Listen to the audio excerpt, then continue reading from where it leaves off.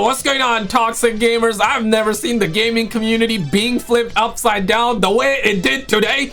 This time, SKizzle are talking about GTA 6, guys. It is over. It is over. We got a Hurricane Diddy headed our way. People are calling GTA 6 woke because there was some new information that was discovered recently. Sweet babying, Gamergate, right? The woke era for GTA 6, Rockstar with DEI and crap like that. Is this real? We're gonna talk about it because, yeah, people are debunking it as well, and we're gonna get down to in this video. Like the video if you think there are 2 genders. Dislike the video if you think there are 5,000 genders, guys.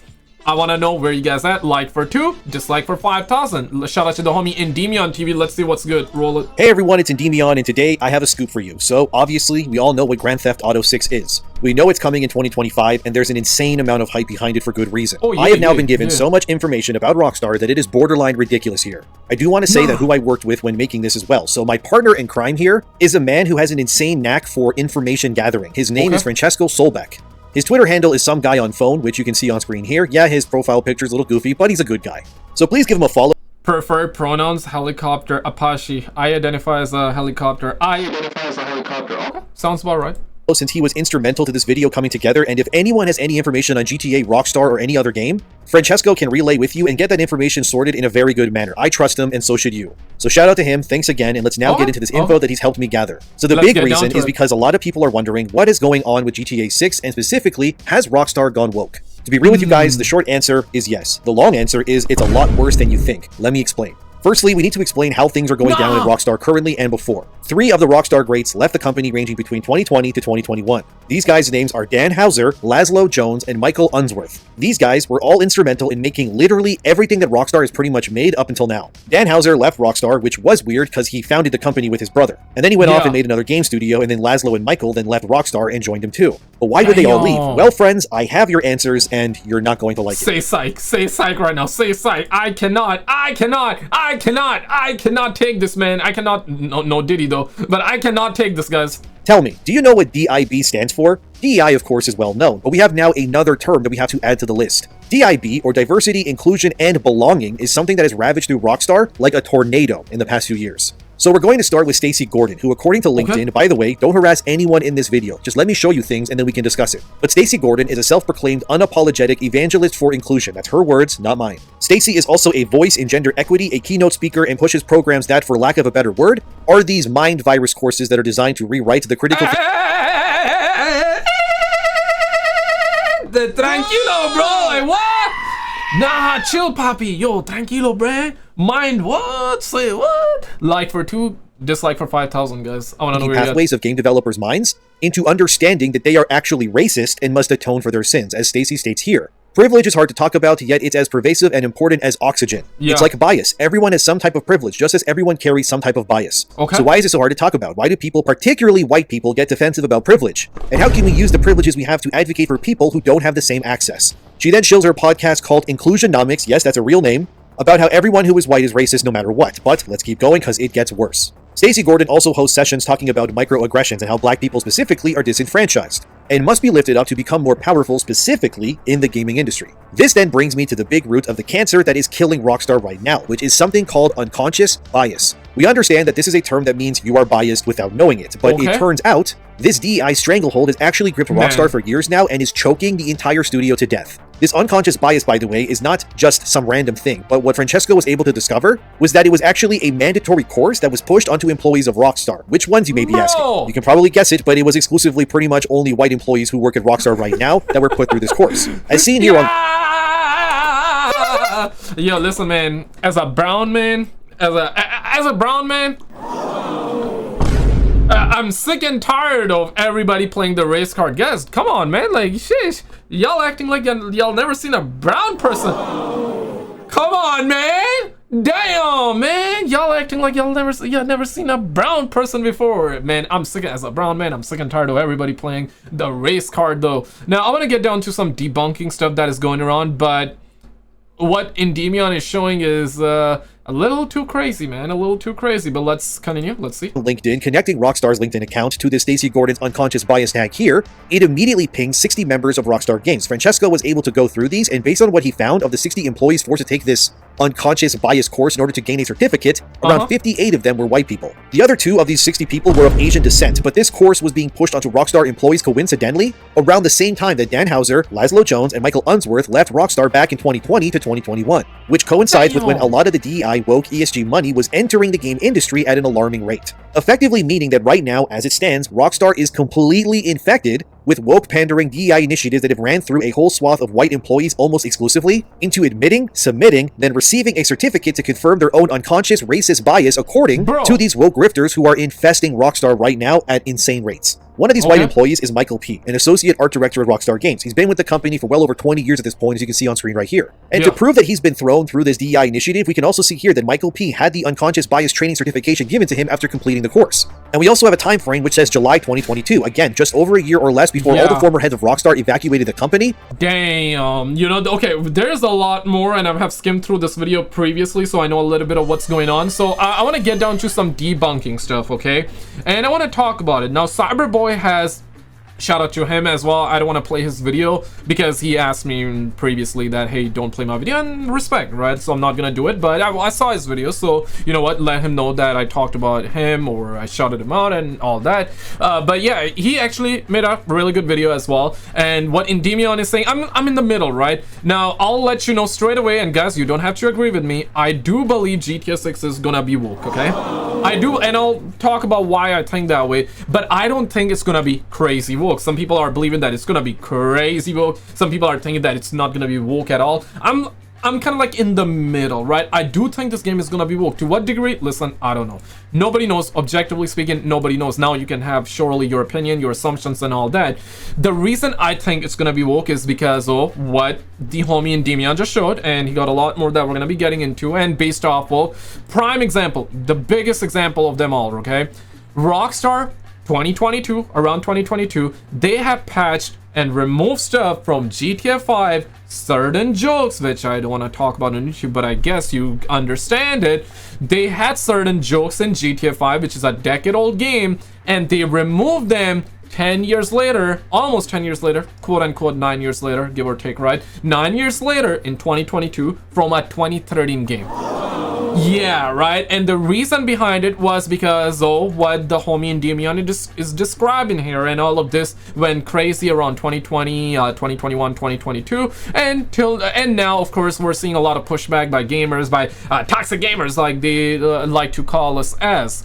So I do believe the game is gonna be woke, just because, simple reason, because of the jokes and all that they took out, that they nerfed, the use of character. He was a character. He was quite a big character in GTA 4. They brought him back in GTA Online, GTA 5 Online with DLC, and they nerfed him big time as well. There are certain elements that they canceled. Crooks, I believe, cops and robbers, crooks and robbers, I believe, crooks and cops, cops and crooks, yeah, cops and crooks DLC because of what happened in real life. So yeah, in that aspect, if you're gonna call this game woke, well, it does fall into that definition. Now, to what degree the game is gonna be woke, I don't know, right? Is Lucia gonna be a boss, girl boss? Is Jason gonna be like a feminine man? I don't know. I hope not. I hope it's not to that degree. I hope they're not pushing and shoving agendas down our throats. But let's be real, it's not gonna have crazy jokes like the way we used to get back in the older GTA games. I mean, a decade ago, GTA 5, prime example, the game isn't even like 100 years old, it's just a decade old, right? And they had jokes in that game, which they recently removed, like I said. Now, I've seen the video from Cyberboy, and he was debunking some of the years that EndymionTV may or may not got wrong. I'm hearing Endymion say, well, it happened all the way back around 2020, 2022, somewhere like that. I think it's correct in that, but, you know, Cyberboy was bringing up some other stuff, which I think he was right too. So, you know, Endymion is going full, he's saying that this game is going to be full-blown woke. Cyberboy is saying that the game is not going to be woke. I'm kind of like in the middle based off of what I'm seeing both of these folks talk about here. And Cyberboy also brought up like some decent points as well, yeah, to be fair. But my reasoning for believing that the game is going to be a little bit woke is because of what Rockstar themselves done it. Okay, I'm not talking about the devs.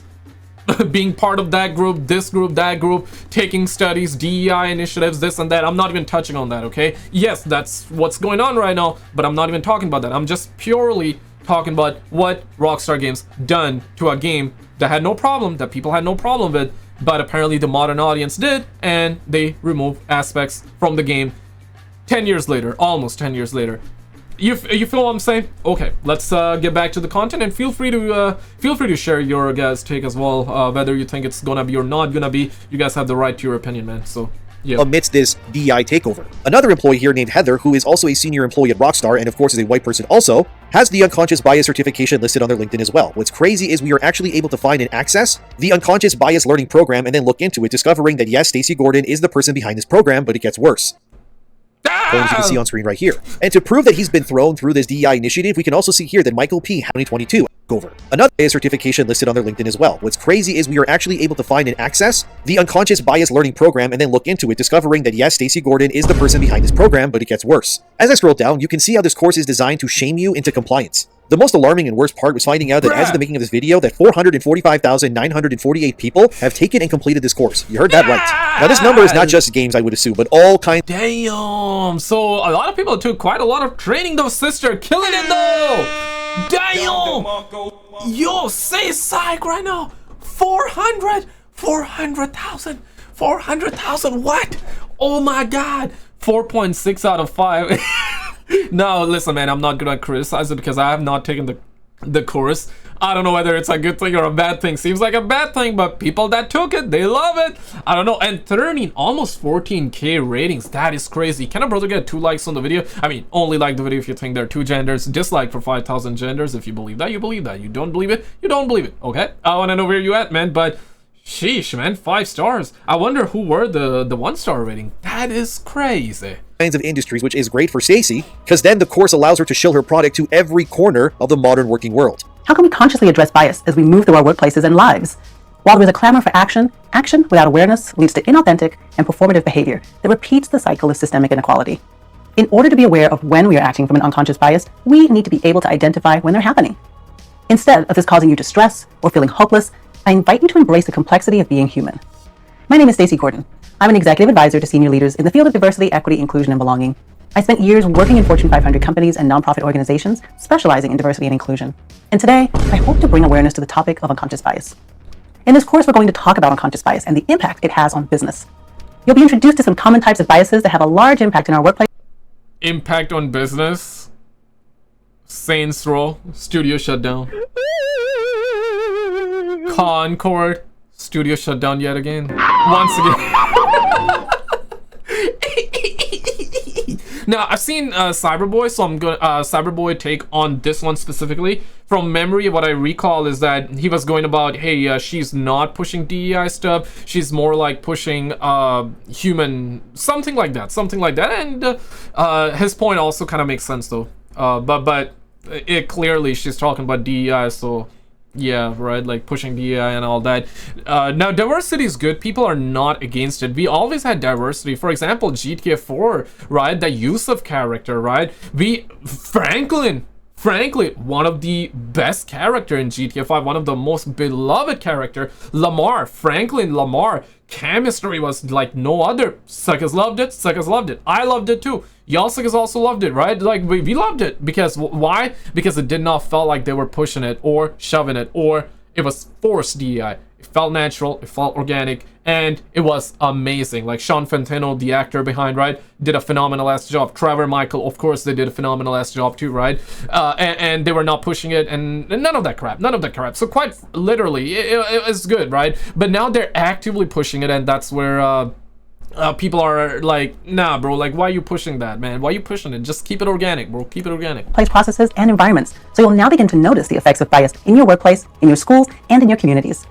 This awareness is what is needed to begin to make the necessary changes in our behavior, and throughout this course, I'm going to ask you several questions. Okay. I recommend you write down your thoughts as we go, so grab a notebook or a writing tablet, and let's get started. How does it feel to have lived long enough to see all of your favorite franchises go down in flames? Feels great. But if you were to just take Rockstar as a size and quantify how many people have been brainwashed into taking this course to renounce their skin color, gender, or whatever else, in the name of woke absolution, this course equates to around 222 full Rockstar teams worth of people that have opened their minds to this program. These are the sort of things that are ruining video games. And another, okay, this point I remember from the homie Cyberboy video, right? So he was also talking about, it seems like that there are only like 60 people at Rockstar Games that may or may not have taken the course of DEI initiative, and there are like thousands of people working at Rockstar Games, which is correct. So I wanted to bring his debunking point, but it's hard to say how many people took it. Maybe 60 people are coming forward and saying that, and publicly admitting that and acknowledging that they have took the course, but behind the scenes you don't know, right? Like, we don't know how many people took it. And here's the thing though, some people might have took it, but it doesn't mean that they're gonna take action. Some people probably, I mean, I'm talking about the devs, right? Some probably took it, they want to take action, but they're not in the position to take action. You feel what I'm saying? It's like the higher ups, right, that makes the decision of who gets hired, who doesn't, who gets fired, and who doesn't get hired, essentially. Now, one thing is for certain, the game is gonna be woke, guys.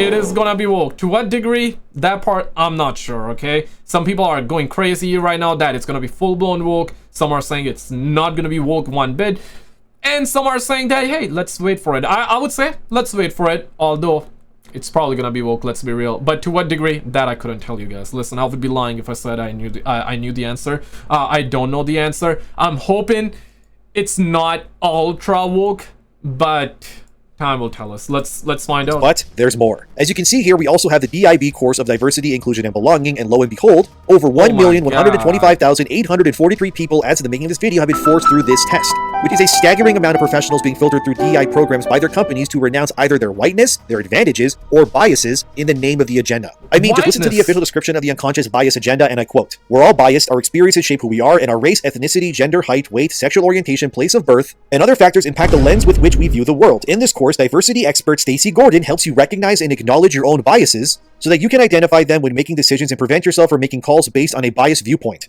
Stacey Gordon explains some of the most common forms that a bias takes: affinity bias, halo bias, perception bias, and confirmation bias. She helps you recognize the negative effects of bias within your organization, as well as the benefits to be realized by uncovering bias in decision-making processes. Finally, she outlines strategies for overcoming personal and organizational bias." End quote. We're gonna circle back to this whole unconscious bias. Okay, like, dog, whatever happened to just hiring people because of they're good for the job, regardless of their ethnicity, race, religious beliefs, or whether they're straight or no straight, or Diddy or no Diddy, or whatever the case may be, right? Like, if you're good for the job, you're good for the job, regardless of your race, color, and what you believe in or not believe in, right? Like, yeah, hire people based off the talent, but why y'all suckers need that crap, bro? Because what's this doing? I'm gonna be real with you guys. Like, what's this doing is it's making people, it's dividing people even more. It is simple answer. Like, it's dividing people, right? It's not helping anybody. It's gonna make people go more extreme, and to a certain degree I get it why that's happening, but it's like, nah, bro, like, you're dividing people even more. But with this one, you're dividing people more. Like, you look at the comment section, you look at what people are saying, and I get it though, but it's like, yeah, all of this is happening because you guys are pushing this trash down everyone's throat right now. You're wokeifying so many games for the sake of it, like Dragon Age, the Veilguard, and recently that prime example. What's that?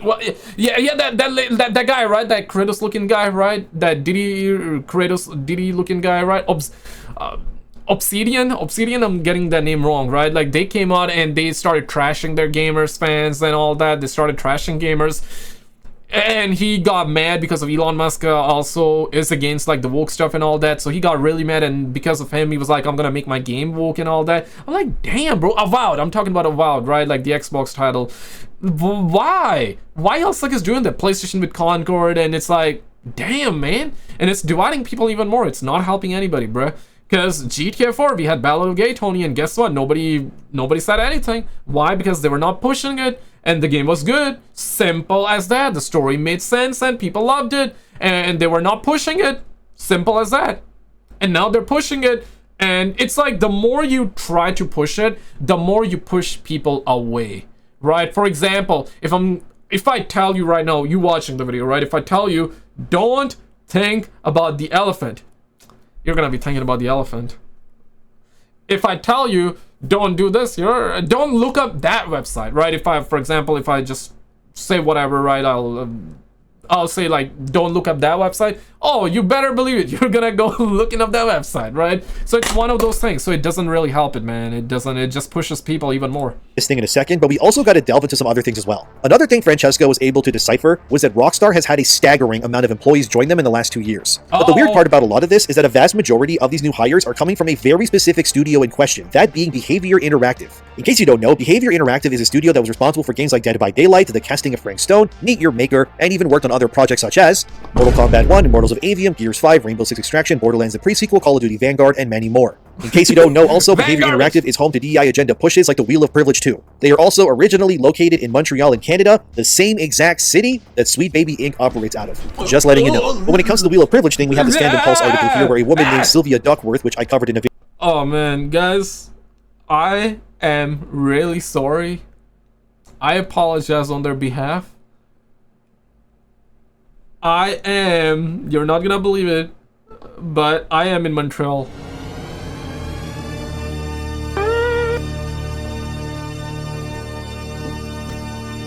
I am sorry.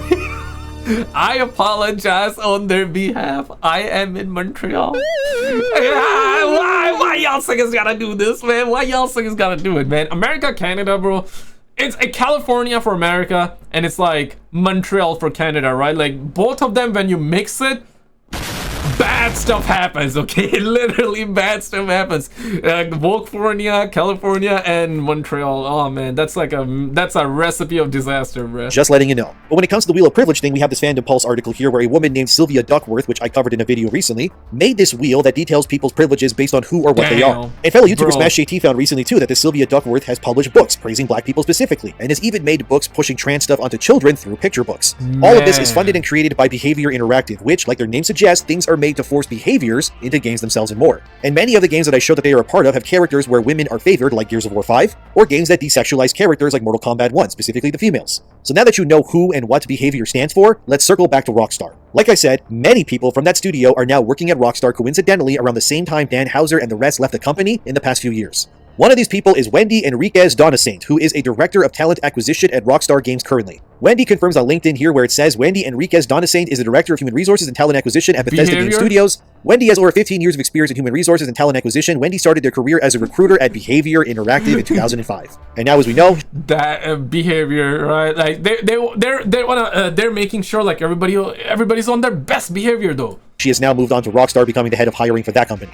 As you can see here, she's been at Rockstar for almost 2 years now, again, incidentally, around the same time Dan Houser and such leave. She then becomes head of talent acquisition. Isn't that weird to anyone else that all of these people, these initiatives, these programs, certificates, all of it immediately enters Rockstar as soon as the original people leave? Well, maybe it is crazy that all of the sudden all of this DEI woke stuff has like attacking every gamer, attacking gamers, attacking companies like these talents, all right, DEI talents, right? Like DEI initiatives and whatever you want to call it. Like they are joining the gaming industry, right? And it's like they're joining and they're ruining every gaming company by the looks of it. Then they're infesting all the companies, and they're like, nah, you gotta do it this way. Nah, don't do it that way. You gotta do it my way, my way, my way, my way, my way, my way. Yeah, right. So many games that came out recently is just filled with garbage propaganda like that, and they are really pushing it. It has ramped up to 11 in the last 2-3 years, and it's gonna be like this for several more, I feel like. Or perhaps we've seen so many games just bombed, right, and flopped. So I think it's gonna slow down a little bit, but you guys gotta understand that there have been so many games that have been in development for years and years, and so many games that are yet to come that are probably filled with garbage like that. I hope GTA 6 is not one of them, fellas. I really hope it's not one of those games, but it's sadly looking a little bit like it though. Sadly, man, sadly. Guys, check out this video on the screen because recently we ended up also getting trailer 2 leaks. The Rockstar Games also ended up dropping a small tease for the game. Check out this video on the screen. If you already seen it, check out the video on the left. We have some gameplay stuff for the next Battlefield game as well, and it does look good. It does look good. So check out both of these videos and I'll see you right there.